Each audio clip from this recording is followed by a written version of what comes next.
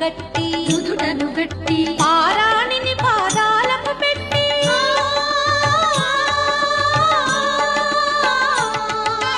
పారాణిని పాదాలకు పెట్టి పెళ్లి కూతురే వెలసిన సీత కళ్యాణం చూతములారండి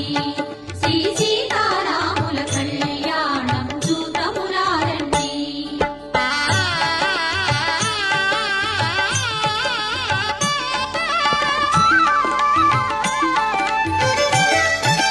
సంపగి నూనెను పురులను